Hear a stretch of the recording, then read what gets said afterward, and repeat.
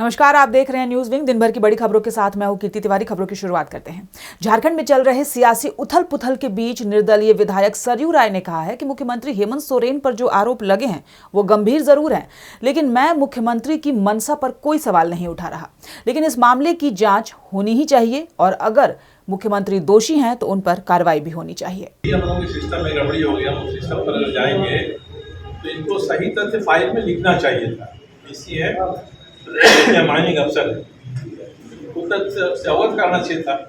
उसके बाद मुख्यमंत्री उसको वरूल कर देते तो होती भाई मुख्यमंत्री कर सत्ता का बात जो किया है, इन्होंने क्या लिखा है उसमें इसमें छानबीन हो जाए, जांच हो जाए। एक चुनाव आयोग की सीबीआई से भी जांच हो जाएगा, उसी मतलब उच्च स्तरीय जांच, मतलब किससे उच्च स्तरीय इससे जांच क्या होगी कि राज्यपाल ने चुनाव आयोग से मांगा होगी।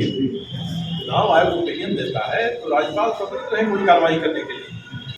वहीं दूसरी ओर बिजली संकट पर मुख्यमंत्री हेमंत सोरेन के जवाब पर प्रतिक्रिया देते हुए बीजेपी प्रवक्ता प्रदीप यादव ने कहा कि सीएम का जवाब गैर जिम्मेदाराना और बचकाना है। बता दें कि मुख्यमंत्री हेमंत सोरेन ने कहा था कि बिजली संकट के लिए मैं जिम्मेदार नहीं।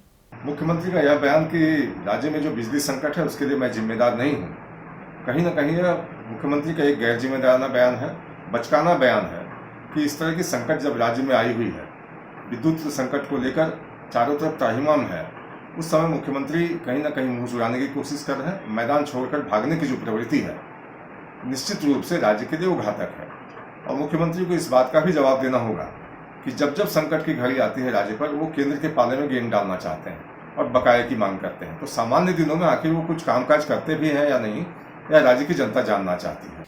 वहीं जमशेदपुर में ईद को देखते हुए सोमवार को पुलिस ने रैफ के साथ मिलकर मानगो और साकची में फ्लैग मार्च किया। इस दौरान पुलिस बल के साथ साथ रैफ की एक कंपनी ने फ्लैग मार्च किया। पुलिस और रैफ के जवान पैदल ही क्षेत्र में गश्त करते नजर आए।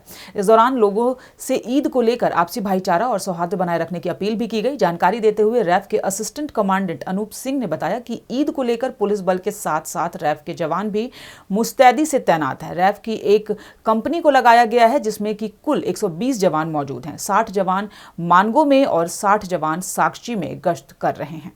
इसके लिए किया जा रहा है, क्या है सर बताइए। मेरा नाम अनूप सिंह है, असिस्टेंट कमांडेंट 106 RF सुंदरनगर से आया हूँ। हमारी 2 प्लाटून जो है, एक प्लाटून साकची और एक प्लाटून मानगो में फिलहाल जो है फ्लैग मार्च ड्यूटी कर रही है। ईद की तैयारियों के मद्देनज़र जो है शांति व्यवस्था और सौहार्दपूर्ण माहौल बनाए रखने के लिए ये फ्लैग मार्च किया जा रहा है। हमारी आज की ड्यूटी और कल की भी ड्यूटी इसी के संदर्भ में है। तो कितने जवान लगाएंगे? लगभग पूरी एक कंपनी लगी हुई है जिसमें 120 जवान हैं। 60 जवान यहाँ हैं और 60 जवान मानगो गोल चक्कर के पास में। अब बात करेंगे पंचायत चुनाव की। दुमका जिले में त्रिस्तरीय पंचायत चुनाव 3 चरणों में होना तय हुआ है। पहले चरण के मतदान के लिए नामांकन से लेकर स्क्रूटनी तक की प्रक्रिया पूरी हो चुकी है और तीसरे चरण के मतदान के लिए नामांकन पत्र जमा करने की आज अंतिम तारीख को जिला परिषद सदस्य के लिए अपर समाहर्ता सह निर्वाची पदाधिकारी विनय R मनीष लकड़ा के कार्यालय में बड़ी संख्या में अभ्यर्थियों ने नामांकन पर्चा दाखिल किया। समाज सेवा जो करती हूँ वही आप लोग का आशीर्वाद रहा, समाज सेवा आगे करूँगी और गरीबों का, खास करके गरीबों का मदद करना हमारा शुरू से वही लक्ष्य था, आज भी वही है और वही करती रहूँगी। कितना कठिन रहेगा इस बार का चुनाव आपके लिए? इस बार तो हमें लग रहा है कि पहले से हमके आसान नहीं लग रहा है, क्योंकि कठिन तो हम झेल चुकी हैं। अब इस बार हमें लग रहा है कि आसान है। पिछला चुनाव में कितने मत से आप पीछे रह गए थे? 84 वोट से। आत्मविश्वास तो एक बार हार करके तो और बढ़ गया है। आत्मविश्वास तो बहुत है और हमारी जनता के अगर सहयोग रहा तो आत्मविश्वास हमारे पास है।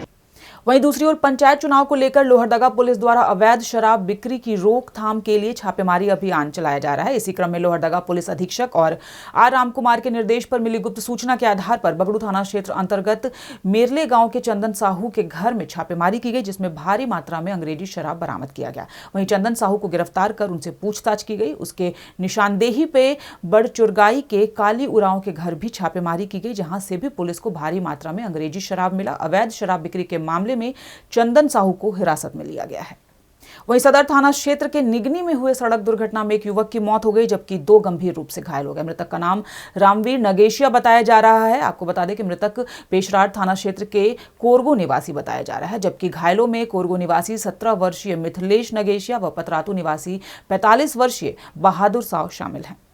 वहीं चतरा जिले के लावालौंग प्रखंड के कटिया पंचायत के काटदोहर गांव में अगलगी ने भीषण तबाही मचाई। इस गांव के मनोज भुइयां के घर में भीषण आग लग गई, जिससे उनके 3 मासूम बच्चे तो किसी तरह अपनी जान बचाकर बाहर निकल पाए, लेकिन आग की लपटों ने उनके घर के हर एक सामान को जलाकर राख कर दिया। स्थिति यह है कि अब इस परिवार के सामने भूखमरी की स्थिति उत्पन्न हो गई है। घर में ना तो एक दाना अनाज है, ना ही पहनने के लिए कोई कपड़ा। भूखे रहने को विवश हो चुका है अब यह परिवार और सरकारी सहायता की आस लगाए बैठा है। पता नहीं, महिला समूह का बैठक गए थे, 2 बच्चा 3 ठो सुतल था, तो पता नहीं कैसे जल गया। से पूरा घर ने पूरा संपत्ति पूरा जला गया।